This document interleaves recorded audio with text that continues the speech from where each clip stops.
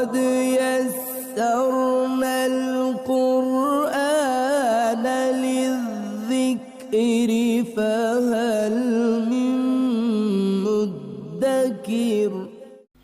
الحمد للہ رب العالمین والصلاة والسلام علی سید الانبیاء والمرسلین، اما بعد فاعوذ باللہ من الشیطان الرجیم، بسم اللہ الرحمن الرحیم۔ قابل احترام 28ویں پارے میں سورۃ الحشر کی آیت نمبر 11 سے لے کر آیت نمبر 17 تک آج ہم تلاوت کریں گے، اور یہ آیات ساتھ ایک پورا رکوع بنتی ہیں سورہ حشر کا، اور اس کا جو لب لباب اور خلاصہ ہے وہ یہ ہے کہ پچھلا جو پہلا رکوع گزرا ہے وہ یہودیوں کے مدینہ منورہ سے اخراج اور ان کے نکالنے پر گزرا ہے، اور جو پھر مال فے بچا اس کی تقسیم پہ بات ہوئی۔ اب جو پورا رکوع ہے یہ یہودیوں اور منافقین کے گٹھ جوڑ اور ان کی سازشوں پر مشتمل ہے، اور اس کا بیان ہے کہ منافقین اور یہودی کیسے ایک دوسرے کے ساتھ محبت کی پینگیں چڑھاتے تھے۔ تو یہ قرآن رہتی دنیا تک کے لیے ہے، تو ہر زمانے میں ان آیات سے ہم رہنمائی اپنی خارجہ پالیسی کے حوالے سے لے سکتے ہیں۔ اور یہ سورت چونکہ 3 رکوعات پر مشتمل ہے، تو ایک آخری جو رکوع ہے وہ پھر مسلمانوں کے لیے خاص طور پر ہدایات ہیں، اور اس رکوع کا آغاز ہی ان الفاظ سے ہوگا۔ آج آپ آخری آیت جب ہم اس رکوع کی پڑھیں گے تو دیکھیں گے یا ایھا الذین آمنو، اے ایمان والو۔ تو پہلا رکوع یہودیوں کے خصائل اور عادات کے حوالے سے ہے، دوسرا منافقین اور یہودیوں کے حوالے سے ہے، اور تیسرا جو رکوع ہے وہ خالصتاً مسلمانوں کے لیے ہدایات ہیں۔ اب ہمیں یہ بات سمجھ جانی چاہیے کہ قرآن مجید کے جو رکوعات کی تقسیم ہے یہ دور رسالت میں تو ایسی نہیں تھی، بعد میں اس کی ضرورت کیوں پیش آئی؟ جب قرآن عربوں سے باہر نکلا، عجموں کے پاس گیا، تو اس وقت پھر اعراب کی ضرورت بھی پیش آئی، اور قرآن کے مضامین کی ایک بنیادی سی تقسیم کے اوپر رکوعات بھی جو ہے وہ قرآن میں لکھے گئے۔ تو رکوع تو نماز میں ہوتا ہے، تو یہ رکوع قرآن کے اندر ہیں کہ اتنے سارے مضامین بھی اگر پڑھ لیے جائیں اور تو رکوع کر لیا جائے تو ایک مناسب سا قرآن کی تلاوت کا جو ایک حصہ اور برکت ہے وہ بندہ نماز میں بھی حاصل کر لیتا ہے۔ تو عامی آدمی اب چھوٹی چھوٹی صورتوں پہ گزارا کر لیتا ہے نمازوں میں، تو جو قرہ حضرات ہیں ان کو زیادہ رکوع آتے ہوتے ہیں۔ تو یہ پوری تقسیم اور ترتیب ہے۔ اعوذ باللہ من الشیطان الرجیم، بسم اللہ الرحمن الرحیم۔ الم تر الی الذین نافقوا، الم تر، کیا آپ نے نہیں دیکھا، الی الذین، ان لوگوں کو، نافقوا، جنہوں نے نفاق کیا، جنہوں نے منافقت کی، یقولون لاخوانہم، یقولون، وہ کہتے ہیں، لاخوانہم، اپنے بھائیوں سے۔ یہ بھائی ان کے کون ہیں؟ الذین کفروا من اہل الکتاب، الذین، وہ لوگ، کفروا، جنہوں نے کفر کیا، من اہل الکتاب، اہل کتاب میں سے، یعنی یہودی۔ تو منافقین کے بھائی مسلمان نہیں ہیں، بلکہ منافقین کے جو بھائی ہیں جس کو وہ سمجھتے ہیں کہ ہمارے بھائی ہیں، وہ یہودی ہیں۔ تو قرآن نے بڑے واشگاف الفاظ میں منافقین کا جو ہے ان کے چہرے سے پردہ اٹھایا ہے۔ کیا آپ نے نہیں دیکھا ان منافقین کو جو کہتے ہیں اپنے بھائیوں سے جنہوں نے کفر کیا اہل کتاب میں سے؟ کیا کہتے تھے منافق ان کو اللہ شری دیتے تھے کہ یہودیوں آگے بڑھو، ہمارے 2000 بندے تمہارے ساتھ ہوں گے، جب بھی لڑائی ہوئی ہم تمہارے ساتھ لڑیں گے۔ اللہ فرما رہا ہے لڑ کے دیکھ لو، یہ تمہارے ساتھ کبھی بھی نہیں لڑیں گے، یہ اگر ہمارے نہیں بنے تو یہ تمہارے بھی نہیں بنے گے۔ منافقین کے بارے میں یہ بات کہی جا رہی ہے، اور بڑی پیاری بات یہ ہے کہ انسان لڑتا مرتا تب ہے جب اس کو حق پہ ہونے کا احساس ہو، اور جب حق پہ ہونے کا احساس نہ ہو تو پھر بندہ پیگی بلی بنا رہتا ہے۔ یہی حال منافقین اور یہودیوں دونوں کا ہے۔ یہودیوں نے بھی داؤ لگایا ہوا ہے اپنے انبیاء اور ان کی تعلیمات کو، اور منافقین نے داؤ لگایا ہوا ہے مسلمانوں کو، نبی مہربان کو اور قرآن مجید کو، دونوں حق پہ نہیں ہیں۔ تو قرآن نے بڑے واضح الفاظ میں باتیں کی، تم لڑ کے دیکھ لو تمہارے ساتھ نہیں لڑیں گے، تم مدینے سے نکل کے دیکھ لو تمہارے ساتھ نہیں نکلیں گے، باہر ہم نے یہ بازو پہلے آزمائے ہوئے ہیں، یہ تمہارا ساتھ بھی کبھی نہیں دیں گے۔ لئن اخرجتم، وہ کہتے کیا تھے منافق یہودیوں کو؟ لئن، اگر، اخرجتم، تمہیں نکالا گیا یہاں سے، لنخرجن معکم، ہم تمہارے ساتھ نکلیں گے۔ منافق یہودیوں کو ہلا شیری دے رہے ہیں، بھائی ٹھہرو، مقابلہ کرو مسلمانوں کا، ہم تمہارے ساتھ ہیں، تم نکلے ہم بھی نکلیں گے۔ ولا نطیع فیکم احدا ابدا، اور ہم ہرگز بات نہیں مانیں گے، ولا نطیع، ہم کبھی بھی بات نہیں مانیں گے، ہم اطاعت نہیں کریں گے، فیکم تمہارے بارے میں، احدن کسی کی بھی، ابدا کبھی بھی۔ یہ منافقین یقین دہانی کروا رہے ہیں کن کو؟ یہودیوں کو، اہل کتاب کو، کیونکہ مسلمانوں نے تو ان کو معاہدے کی خلاف ورزی کی وجہ سے مدینہ بدر کر دیا ہے، اب وہ کہتے ہیں نہیں یہاں رہو، ہم تمہارے ساتھ ہیں۔ منافقوں کا ٹولہ جو مسلمانوں کے بنیادی طور پر خلاف ہے۔ وَإِن قُوتِلْتُمْ لَنَنصُرَنَّكُمْ، یہ ان کا دوسرا وعدہ ہے منافقوں کا یہودیوں سے، کہ وَإِن قُوتِلْتُمْ، اگر تم سے جنگ کی گئی، لَنَنصُرَنَّكُمْ، ہم ضرور تمہاری مدد کریں گے۔ یہ منافق یہودیوں کو ریئلائز کروا رہے ہیں، تمہیں نکالا گیا ہم بھی نکلیں گے، تمہارے ساتھ لڑائی ہوئی ہم بھی تمہارے ساتھ لڑیں گے۔ اللہ کیا فرما رہا ہے؟ اللہ فرما رہے واللہ یشہد انہم لکاذبون، واللہ اللہ تبارک و تعالیٰ یشہد گواہی دیتا ہے، انہم لکاذبون، بے شک یقیناً بلا شبہ یہ جھوٹے لوگ ہیں، یہودی بھی جھوٹے ہیں، منافق بھی جھوٹے ہیں، انہوں نے مسلمانوں کو داؤ لگایا ہوا ہے۔ اللہ فرما رہے حقیقت حال کیا ہے؟ لئن اخرجوا، اے سن لو، لئن اخرجوا، اگر ان کو نکالا گیا یعنی یہودیوں کو، تو لا یخرجون معہم، منافق ان کے ساتھ کبھی بھی نہیں نکلیں گے۔ حقیقت حال سے اللہ باخبر فرما رہا ہے۔ وَلَئِن قُوتِلُوا، اور اگر ان سے جنگ لڑی گئی، قتال کیا گیا، تو لا ینصرونہم، یہ ان کی مدد بھی نہیں کریں گے۔ یہ سٹیٹمنٹ رب تعالیٰ کی طرف سے ہے مسلمانوں کی ڈھارس بندھانے کے لیے کہ دونوں اکٹھے بھی ہو گئے ہیں تو پریشان نہیں ہونا، یہ کبھی بھی ایک دوسرے کا ساتھ نہیں دے سکتے۔ وَلَئِن نَصَرُوهُمْ، اگر بالفرض انہوں نے ایک دوسرے کی مدد بھی کر لی اور اکٹھے بھی ہو گئے تم سے لڑنے کے لیے اے مسلمانوں، تو پھر یہ بھی اللہ کی طرف سے ایک تمہارے لیے بشارت ہے کہ لَئِن نَصَرُوهُمْ، اگر انہوں نے ان کی مدد کی بھی، لَيُوَلُّنَّ الْأَدْبَارَ، تو یقیناً بلا شبہ یہ پیٹھ پھیر کر بھاگ جائیں گے۔ ادبار دوبر کی جمع ہے، یہ پیٹھ دکھا جائیں گے تمہیں۔ ثم لا ینصرون، پھر ان کی کبھی بھی مدد نہیں کی جائے گی۔ اب بندہ دو باتوں سے ڈرتا ہے، یا تو اللہ سے ڈرتا ہے یا لوگوں سے ڈرتا ہے۔ جو اللہ سے ڈرے وہ مومن ہے، اور جو لوگوں سے ڈرے وہ منافق ہے۔ قرآن نے یہی اس کی ایک صفت بیان کی۔ اللہ فرما رہا ہے لَأَنْتُمْ أَشَدُّ رَهْبَةً فِي صُدُورِهِمْ مِنَ اللَّهِ، اے فرزندان اسلام، یہ جو یہودی ہیں ان کے دلوں میں اشد رہبتاً، یہ بہت زیادہ روب ہے اور ڈر ہے، فی صدورہم، ان کے دلوں میں، من اللہ، اللہ سے، اللہ سے بھی زیادہ ان کے دلوں میں تمہارا ڈر ہے۔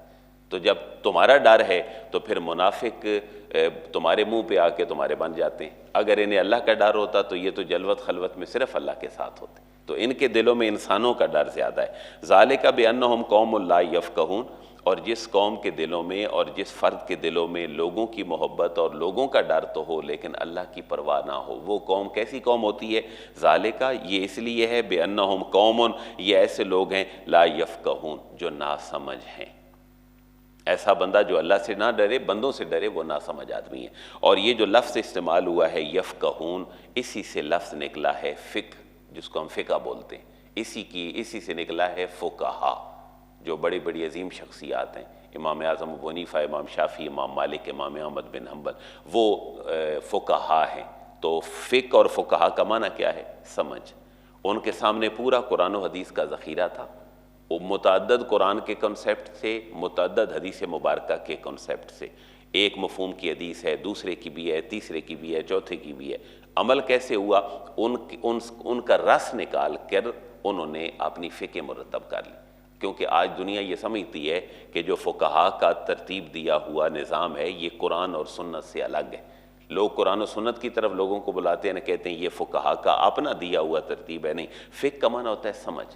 قرآن و حدیث کو سامنے رکھ کر جو چیز انہوں نے سمجھی، اس وجہ سے وہ فقیہ کہلائے، اور فقیہ کی جمع ہے فقہا۔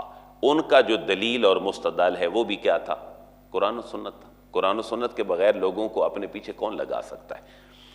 تو یہ ایسی قوم ہوتی ہے پھر جو لوگوں سے ڈرتی ہے، اللہ سے نہیں ڈرتی، قوم لا یفقہون، یہ بڑے ناسمجھ قسم کے لوگ ہیں۔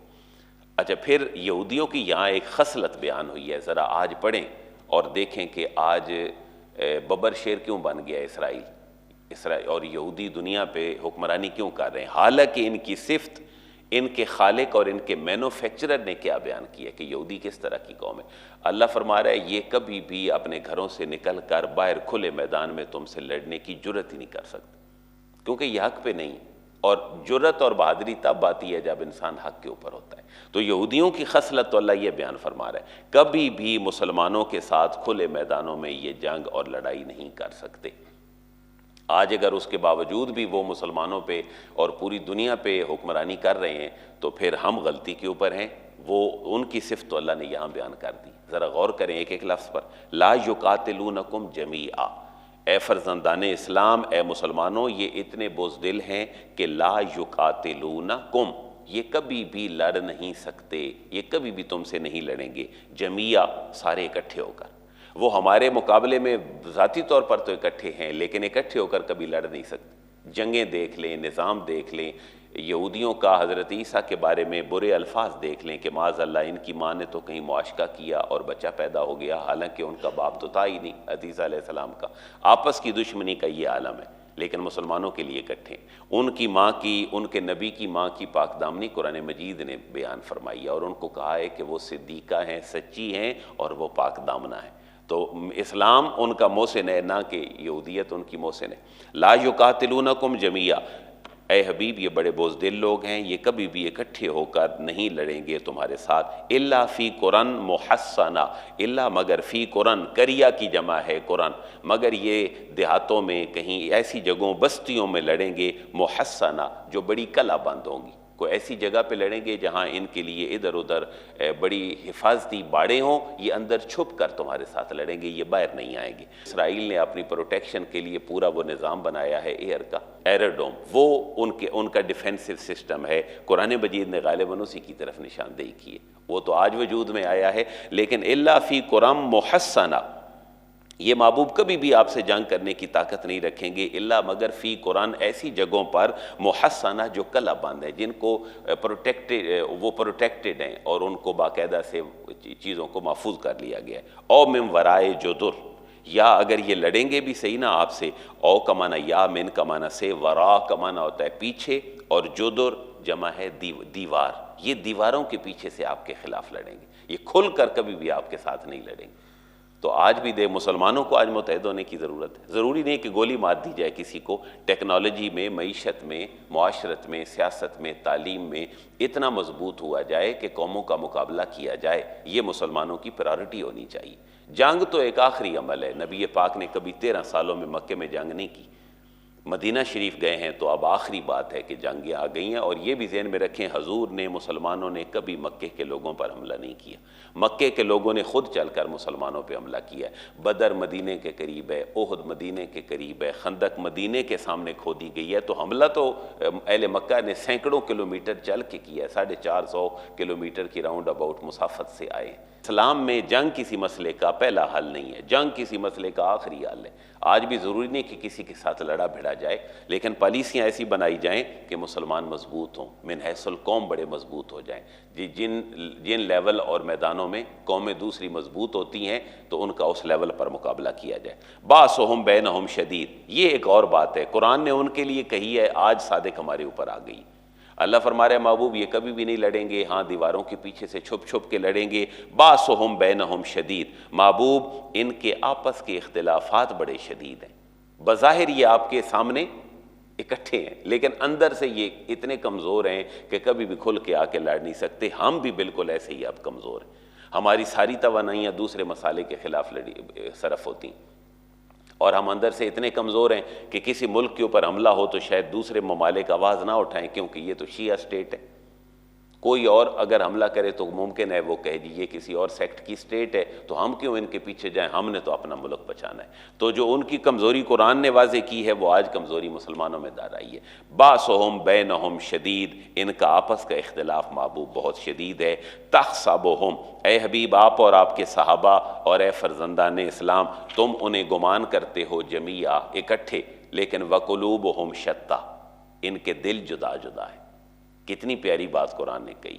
قوموں کی کمزوری میں سب سے بڑی بات یہ ہوتی ہے کہ ان کے دل ایک دوسرے سے جدا جدا ہو جائے۔ محبوب آپ سمجھتے ہیں یہ اکٹھے ہیں لیکن یہ اکٹھے نہیں ہیں، یہودی اور عیسائی اور منافق یہ بظاہر اکٹھے ہیں لیکن قلوبہم شتیٰ، ان کے دل چاہتے ہیں یہ دوسرا رگڑا جاتا نہ تو کم از کم میری پوری سربراہی آ جاتی، ہمارے ساتھ بھی ایسے ہی ہوتا ہے، ہماری سیاسی پارٹیوں کے ساتھ بھی ایسے ہی ہوتا ہے، جس کے نتائج ہم ابھی تک بھگت رہے ہیں۔ اور یہ کیسے لوگ ہوتے ہیں جن کے دل متفرق ہوتے ہیں؟ ذالک بانہم قوم لا یعقلون، کیسی قوم ہوتی ہے؟ بے عقل قوم ہوتی ہے۔ یہ ایسی قوم ہے لا یعقلون، جو بے عقل قسم کے لوگ ہوتے ہیں، وہ ایسا کرتے ہیں۔ عقل مند دل کے اعتبار سے بھی محفوظ ہوتا ہے۔ اب دو مثالیں دی گئی ہیں اور اس کے اوپر ہمارا رکوع ختم ہو جائے گا۔ یہودیوں اور منافقوں کے گٹھ جوڑ کیسے ہے؟ یہ ان کا گٹھ جوڑ شیطان کی طرح ہے۔ جیسے شیطان انسان کو کتنا چارم دلاتا ہے کہ یہ غلط کام کر لو، انتہائی اچھا ہے، لیکن جب بندہ کر گزرتا ہے تو وہ تو خود بھاگ جاتا ہے، وہ کہتا ہے یہ تو غلط تھا جو تم نے کر لیا، اور قیامت والے دن اللہ پوچھے گا تو وہ کہے گا میں نے تو انہیں کوئی نہیں کہا تھا، ان کی اپنی مرضی تھی، یہ کرتے رہے۔ کمثل الذین من قبلہم قریبا ذاقوا وبال امرہم ولہم عذاب علیم۔ ان کی پہلی مثال یہ ہے یہودیوں کی اور منافقوں کی، کمثل الذین، ان لوگوں کی مانند ہے، من قبلہم، جو ان سے پہلے تھے، قریباً، بڑے قریب قریب۔ یہ قریب کا مطلب کیا ہے؟ یہ جو صورت ہم پڑھ رہے ہیں یہ 4 ہجری میں نازل ہوئی ہے، غزوہ بدر 2 میں ہوا ہے، غزوہ احد 3 میں ہوا ہے، خندق جا کے 5 میں ہوا ہے۔ تو یہاں ان کو کہا گیا یہ بھی ایسے ہی نقصان میں جائیں گے جیسے وہاں بدر میں کافر اور مشرک جو ہیں وہ خسارے میں رہے۔ اور ایک مراد یہ ہے کہ اس سے مراد ہے کہ یہودیوں کے کچھ قبیلے اس سے پہلے بھی نکل چکے تھے۔ یہ کون سے قبیلے کے نکلنے کا بیان ہے؟ قبیلہ بنو نذیر یہودیوں کا۔ قبیلہ بنو قریظہ اور قینقاع کا معاملہ اور ہے، تو وہ پہلے کو قبیلہ نکلا ہے جس کی طرف نشاندہی کی گئی ہے۔ کمثل الذین من قبلہم قریباً، یہ یہودی اور منافق ان لوگوں کی مانند ہیں جو ان سے پہلے ابھی قریب قریب میں ذاقوا، چکھ چکے ہیں، وبال امرہم، اپنے کرتوتوں کا وبال اور مزہ چکھ چکے ہیں۔ وَلَهُمْ عَذَابٌ علیم، اور آخرت میں بھی پھر ان کے لیے دردناک عذاب ہوگا۔ یہ اگلی مثال ہے یہودیوں اور منافقوں کی۔ کمثل الشیطان، یہ جو یہودی اور منافق ہیں ان کی مثال کیسی ہے؟ کمثل الشیطان، شیطان کی طرح ہے۔ اذ قال للانسان، جب کہتا ہے شیطان، للانسان، انسان کو، اکفر، انکار کرنا، اس نیکی کے کام کا انکار کر جو دل میں تمہارے آ رہی ہے۔ فلما کفر، جب انسان انکار کر دیتا ہے تو قالا، شیطان کہتا ہے، انی بریء منک، مجھے تجھ سے کوئی واسطہ نہیں، میں بری و ذمہ ہوں، میں نے جو تم سے کروانا تھا کروا لیا، اب تم نے میری بات مان لی، اب میں کسی نتیجے کا ذمہ دار نہیں ہوں۔ انی اخاف اللہ رب العالمین، میں تو ڈرتا ہوں اللہ سے جو رب العالمین ہے۔ تو کفر پہ بھی آمادہ کیا اور اللہ کے ساتھ جو محبت کا دم ہے وہ بھی بھر لیا۔ یہی منافقین اور یہودیوں کا وتیرہ ہے۔ ان کا انجام کیا ہوگا پھر؟ انسان کا اور شیطان کے پیروکار کا اور منافقوں کا اور یہودیوں کا، فَكَانَ عَاقِبَتُهُمَا، فا کا معنی پس، کانا ہوگا یا ہے، عاقبتہما، ان دونوں کی جو عاقبت اور انجام ہے وہ یہ ہوگا کہ انہما فی النار، وہ دونوں آگ میں ڈالے جائیں گے، خالدین فیہا، اس میں ہمیشہ ہمیشہ رہیں گے، وذالک جزاء الظالمین، اور یہی جزا اور بدلہ ہوتا ہے کن لوگوں کا؟ ظالم لوگوں کا۔ اب میں نے وہ درس کے شروع میں عرض کیا تھا کہ یہ رکوع ہے منافقوں اور یہودیوں پر، اگلا ایک پورا رکوع مسلمانوں کے لیے ہدایات ہیں، جس کا آغاز کس لفظ سے ہو رہا ہے؟ یا ایھا الذین آمنوا۔ اب مسلمانوں کو بڑے پیارے انداز میں کچھ ہدایات دی جائیں گی کہ تمہارا لائے عمل کیا ہونا چاہیے ان لوگوں سے نپٹنے کے لیے۔ تو دیکھنا قرآن نے کتنی پیاری کمپیریٹیولی سٹیٹمنٹس دی ہیں۔ آج امت کے اندر ایک ہی مسئلہ ہے کہ سارا کچھ آتا ہے لیکن ہم قرآن سے دور ہیں۔ قرآن کی اتنی واضح باتیں دیکھیں انسان کو کتنا مضبوط کرتی ہیں۔ ہم یہودیوں سے ڈرتے ہیں، قرآن ان کی اندر کی باتیں ہمیں بتا رہا ہے، اور کتنا مخلص ہے قرآن اور صاحب قرآن ہم سے کہ ہمیں اپنے دشمن کے اندر کے عزائم سے بھی آگاہی دے رہا ہے۔ ہم مسلمان ہیں جو ان عزائم سے آگاہی لینا نہیں چاہتے۔ تو اللہ تعالیٰ اپنی پناہ نصیب فرمائے اور امت کو اوج عروج اور ترقی نصیب فرمائے۔ وما علیہ الا البلاغ۔